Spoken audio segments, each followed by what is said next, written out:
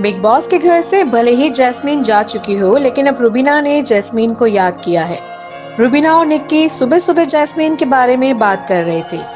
किस बारे में याद किया है रुबीना और जैस्मीन ने, हम आपको टीवी धमाका पर बताने जा रहे हैं। लेकिन अगर आपने हमारे चैनल टीवी धमाका को अभी तक सब्सक्राइब नहीं किया तो सबसे पहले सब्सक्राइब कर लीजिए। आप सभी जानते हैं कि जैस्मीन और रुबीना के बीच में चीजें बहुत ज्यादा खराब हो चुकी थी। जैस्मीन जब घर के अंदर वापस भी आई तो भी उनके मन में रुबीना को लेकर बहुत ज्यादा गुस्सा था। ऐसे में रुबीना ने जैस्मीन को लेकर ऐसी बात कह दी जिसको सुनकर आप भी सोचेंगे कि भला रुबीना ने ऐसा क्यों कहा।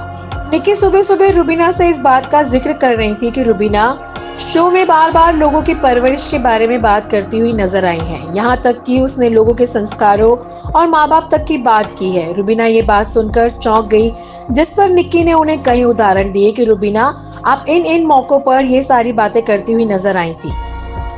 इस पर रुबीना ने कहा कि उसने ऐसी कोई बात नहीं की, बल्कि ये सारी बातें सिर्फ और सिर्फ जैस्मीन करती थी।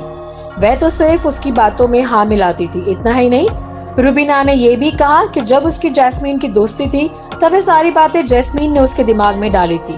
तो जाहिर सी बात है कि ये सारी बातें जैस्मीन ने ही सिखाई हैं। और ये सारी बातें सुनकर निक्की काफी चौंक गई। उसने रुबीना को कहा कि तुम कैसे हर चीज के लिए जैस्मीन को जिम्मेदार मान रही हो। रुबीना वहां से उठकर चली गई क्योंकि वह निक्की से लड़ना नहीं चाहती थी। क्या आपको भी लगता है कि रुबीना ये सारी चीजें जैस्मीन से सीखी है? आप क्या कहना चाहेंगे इस पर? कमेंट जरूर कीजिएगा। और बिग बॉस की ऐसी ही धमाकेदार और एक्सक्लूसिव खबरों के लिए बने रहिए टीवी धमाका के साथ।